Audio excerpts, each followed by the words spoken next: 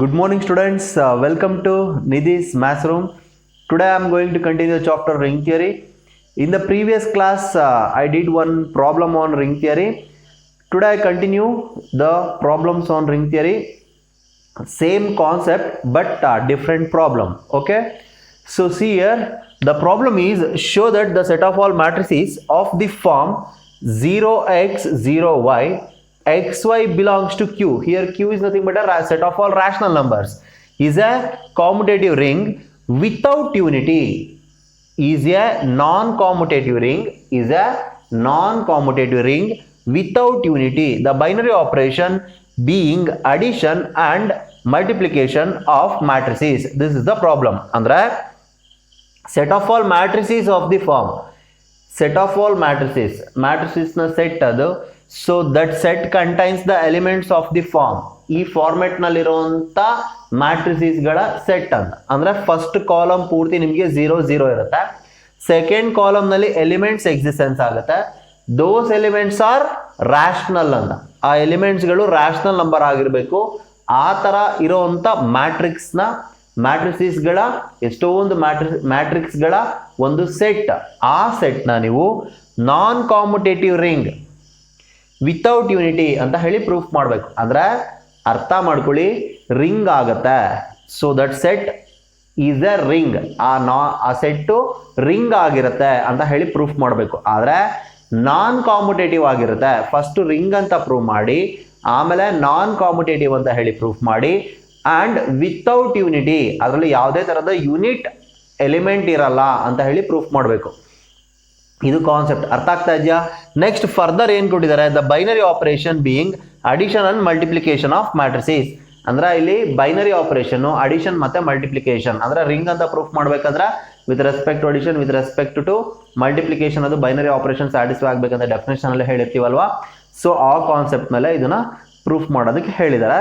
So ಇಲ್ಲಿ ನಾವು ಹೇಗೆ ಪ್ರೂಫ್ ಮಾಡ್ತೀವಿ, ಹೇಗೆ ತಗೋತೀವಿ ಅಂತ. Okay students, see here. So ಇದನ್ನ ನಾವು ಇಲ್ಲಿ ಪ್ರೂಫ್ ಮಾಡ್ಬೇಕಂದ್ರೆ ಹೇಗೆ ಪ್ರೂಫ್ ಮಾಡ್ಬೇಕಂತ. To prove the set is a ring. To prove the set is a ring, first we have to show that that set is non-empty. First we have to show the set is non-empty. That's why first I take the set. Let us take that set as R. That set contains the elements of the form like this: 0x 0y for all x and y belongs to Q. That means they are all they are all the rational numbers. So ಇಲ್ಲಿ ಈ R ನ ನಾನು ನಾನ್ empty ಅಂತ ಹೇಳಿ proof ಮಾಡ್ಬೇಕಂದ್ರೆ, so there exists one element, at least one element in the set. ಅದರಲ್ಲಿ at least ಒಂದು element ಇರುತ್ತೆ ಅಂತ ಹೇಳಿ ನಾನು ಪ್ರೂಫ್ ಮಾಡಬೇಕು. Clearly no doubt 0 is a rational number. 0 is a rational number. No doubt 0 rational number ಆಗಿರುತ್ತೆ. That's why ಈ X and Y rational ಅಂತ ಹೇಳಿದ್ರಲ್ವಾ, ಆ ಪ್ಲೇಸಸ್ ಅಲ್ಲಿ 0 ನ ತಗೋತಾ ಇದೀನಿ. ಸೊ ಫಸ್ಟ್ ಕಾಲಮ್ 0 ಫಿಕ್ಸ್ ಆಗಿದೆ. ನೆಕ್ಸ್ಟ್ ಕಾಲಮ್ ನಲ್ಲಿ I take 0 and 0. Clearly it is in the form of like this. ಇದೇ ಫಾರ್ಮೆಟ್ ನಲ್ಲೇ ಇರೋದ್ರಿಂದ that's why this element belongs to R. ಈ ಎಲಿಮೆಂಟ್ ಆರ್ ಅಲ್ಲಿ ಇರುತ್ತೆ. ಸೊ ಅಟ್ ಲೀಸ್ಟ್ ಒಂದು element existence ಆದಂಗೆ ಆಯ್ತು. Therefore R is non empty. ಅಲ್ಲಿಗೆ ಆರು ಎಂಟಿ ಸೆಟ್ ಅಲ್ಲ, ಅದರಲ್ಲಿ ಒಂದು ಎಲಿಮೆಂಟ್ ಇದೆ ಅಂತ ಹೇಳ್ದಂಗೆ ಆಯ್ತು. So next I take any two elements in the R. So I denote those elements as A and B. A is equal to 0 a1 0 b1, b is equal to 0 a2 0 b2. be arbitrary. Here arbitrary means any. Set ಅಲ್ಲಿ ಇರುವಂತ ಯಾವ್ದಾದರೂ ಎರಡು element ನ ನಾನು choose ಮಾಡ್ತಾ ಇದ್ದೀನಿ ಅಂತ ಅದರ ಮೀನಿಂಗ್. ಅರ್ಥ ಆಗ್ತಾ ಇದೆಯಾ ನಾ ಹೇಳ್ತಿರೋದು? Next for all a1 b1 a2 b2 so on belongs to q. Automatically elements ಗಳು ಮಸ್ಟ್ ಅಂಡ್ ಶುಡ್ ಕ್ಯೂ ನಲ್ಲಿ ರಾಷನಲ್ ನಂಬರ್ಸ್ ಅಲ್ಲಿ ಇರಲೇಬೇಕು. ಸೊ ಅದನ್ನ ಡಿನೋಟ್ ಮಾಡಿದೀನಿ. ಇಲ್ಲಿ ಹೇಳಿದ್ರಲ್ವಾ ಬೈನರಿ ಆಪರೇಷನ್ ಅಡಿಷನ್ ಮತ್ತೆ ಮಲ್ಟಿಪ್ಲಿಕೇಶನ್ ಸ್ಯಾಟಿಸ್ಫೈ ಆಗ್ಬೇಕಂತ. ಬೈನರಿ ಆಪರೇಷನ್ ಅಂದ್ರೆ ಏನು? So if we operate between two elements, ಎರಡು ಎಲಿಮೆಂಟ್ ಮಧ್ಯದಲ್ಲಿ ನಾವು ಒಂದು ಆಪರೇಷನ್ ಆಪರೇಟ್ ಮಾಡಿದ್ರೆ resultant element must also present in the set. ಆ ರಿಸಲ್ಟೆಂಟ್ ಎಲಿಮೆಂಟ್ ಕೂಡ ನಮಗೆ ಸೆಟ್ ಅಲ್ಲಿ ಇರಬೇಕು. ಹಾಗಿದ್ರೆ ನಾವು ಅದನ್ನ ಬೈನರಿ ಆಪರೇಷನ್ ಅಂತ ಹೇಳಿ ಕರಿತೀವಿ. ದಟ್ಸ್ ವೈ ಇಲ್ಲಿ a ಪ್ಲಸ್ ಬಿ ಅಂತ ಹೇಳಿ ಕನ್ಸಿಡರ್ ಮಾಡ್ತಾ ಇದ್ದೀನಿ. Set a is equal to 0 a1 0 b1, b is equal to 0 a2 0 b2. So addition of to matrices, ಎರಡು ಮ್ಯಾಟ್ರಿಸಸ್ ನ ಆಡ್ ಮಾಡೋದು ಹೇಗೆ, ಕರೆಸ್ಪಾಂಡಿಂಗ್ ಎಲಿಮೆಂಟ್ಸ್ ನ ಆಡ್ ಮಾಡ್ಕೋತೀವಿ. 0 + 0 is 0, a1 + a2, 0 + 0 is 0, b1 + b2. So again it is in the form of 0x 0y. ಈ x ಮತ್ತೆ y ಎರಡು rational ಆಗಿರಬೇಕು. No doubt here a1 and a2 are rational numbers.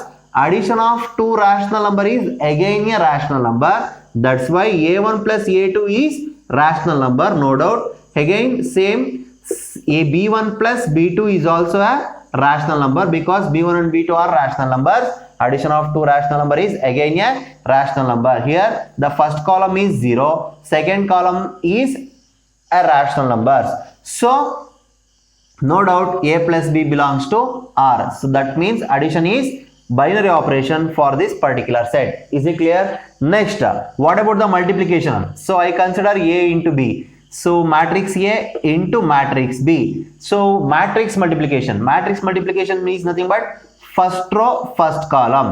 First row first column na multiply ಮಾಡ್ತೀವಿ. 0 into 0 plus a1 into 0. 0 into 0 plus a1 into 0 is nothing but 0. ಅರ್ಥ ಆಗ್ತಾ ಇದೆಯಾ ಹೇಳ್ತಿರೋದು? Next first row second column 0 into a2 is 0 plus a1 into b2. 0 plus a1 into b2 is nothing but a1 into b2. Next second row first column. Second row first column multiplication 0 into 0 is 0 plus b1 into 0 is also 0. 0 plus 0 is nothing but 0. Second row second column 0 into a2 is 0 plus b1 into b2, that gives 0 plus b1 into b2 is nothing but b1 into b2. Again no doubt it is in the form of 0x 0y. Here x and y are rational numbers. Here also a1 a2 and b1 b2 are rational numbers because multiplication of two rational number is again a rational number. ಅರ್ಥ ಮಾಡ್ಕೊಳ್ಳಿ. Addition ಮತ್ತೆ multiplication ನಾವಿಲ್ಲಿ binary operation ಅಂತ ಹೇಳಬೇಕಾಗಿತ್ತು. So matrix addition ಮತ್ತೆ matrix multiplication ನ ಮಾಡ್ಕೊಂಡಿದ್ದೀನಿ. Resultant element ನಮಗೆ 0x ಮತ್ತೆ 0y ಫಾರ್ಮೆಟ್ ನಲ್ಲೇನೆ ಬರ್ತಾ ಇದೆ.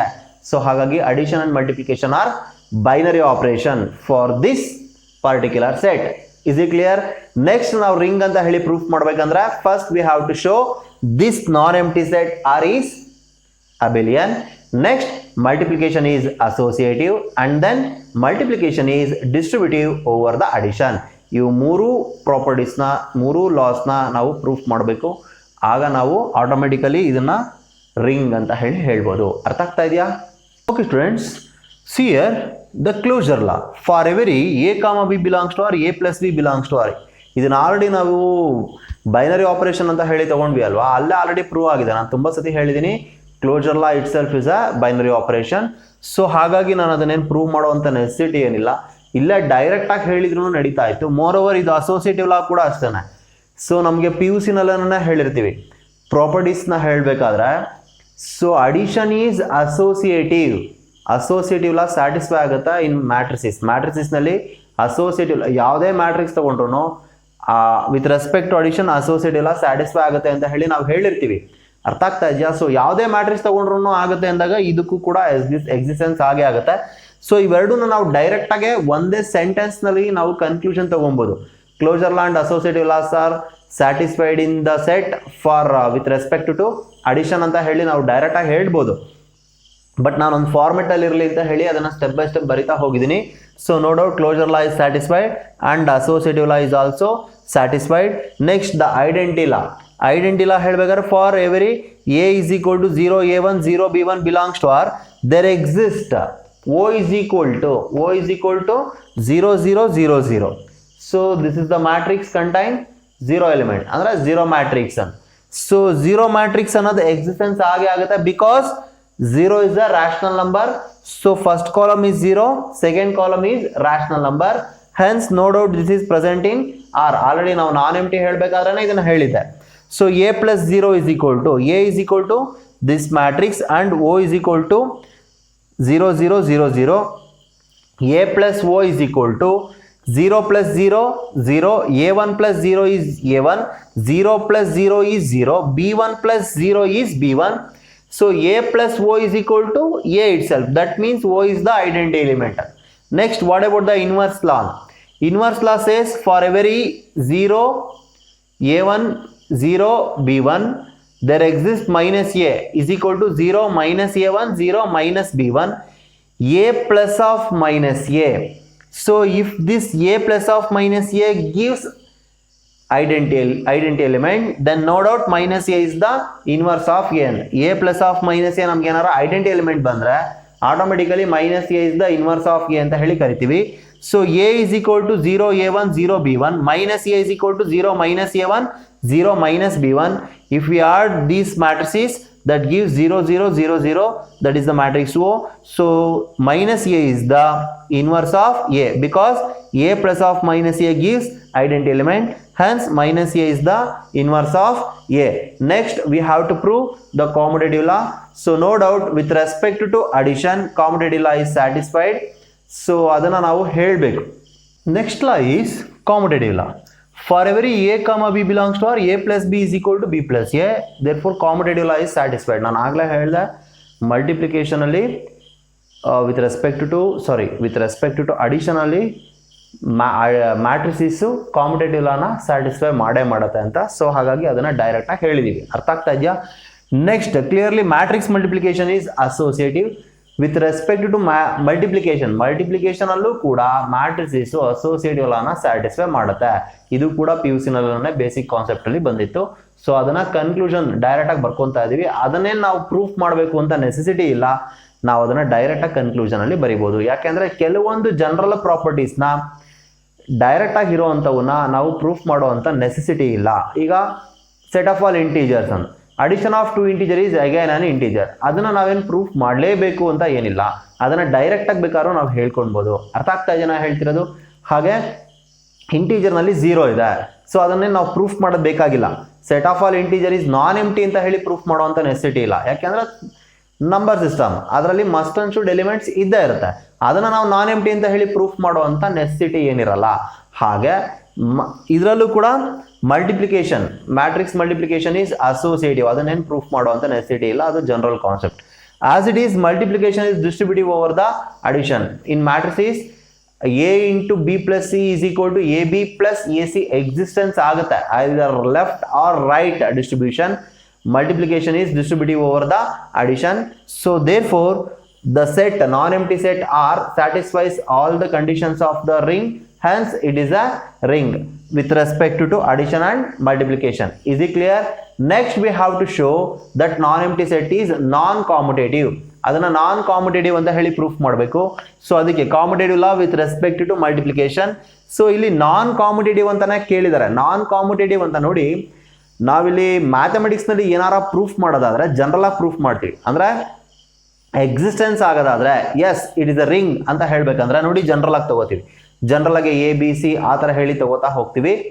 ಅದೇ ಆಗೋದಿಲ್ಲ ಅಂತ ಹೇಳೋದಕ್ಕೆ ಅಟ್ಲೀಸ್ಟ್ ಒಂದ್ ಎಲಿಮೆಂಟ್ ಆ ಪ್ರಾಪರ್ಟಿನ ಸ್ಯಾಟಿಸ್ಫೈ ಮಾಡ್ತಿಲ್ಲ ಅಂತ ಹೇಳಿ ಪ್ರೂಫ್ ಮಾಡಿದ್ರೆ ಸಾಕು. ಅದು ಆಟೋಮೆಟಿಕಲಿ ಅದು ಕಂಡೀಷನ್ ಎಕ್ಸಿಸ್ಟೆನ್ಸ್ ಆಗಲಿಲ್ಲ ಅಂದ್ರೆ ಟೋಟಲಿ ಅದನ್ನು ನಾವು ರಿಂಗ್ ಅಲ್ಲ ಅಥವಾ ಕಾಂಪಿಟೇಟಿವ್ ಅಲ್ಲ ಅಂತ ಹೇಳಿ ಕನ್ಕ್ಲೂಷನ್ ತಗೊಂತೀವಿ. ಅರ್ಥ ಆಗ್ತಾ ಇದೆಯಾ? ಬಟ್ ಇಲ್ಲಿ ರಿಂಗ್ ಆಗಿದೆ, ನೆಕ್ಸ್ಟ್ ನಾವು ಅದು ಕಾಂಪಿಟೇಟಿವ್ ರಿಂಗ್ ಆಗಲ್ಲ ಅಂತ ಹೇಳಿ ಪ್ರೂಫ್ ಮಾಡಬೇಕು. ಅದಕ್ಕೆ ನಾನು ಏನು ಮಾಡ್ತಾ ಇದ್ದೀನಿ, ಪರ್ಟಿಕ್ಯುಲರ್ ಆಗಿ ಎಕ್ಸಾಂಪಲ್ಸ್ನ ತಗೋತಾ ಇದ್ದೀನಿ. ನಾನ್ ಕಾಂಪಿಟೇಟಿವ್ ಅಂತ ಹೇಳಿ ಪ್ರೂಫ್ ಮಾಡಬೇಕಲ್ವಾ, ಅದಕ್ಕೆ first I find A into B matrix multiplication.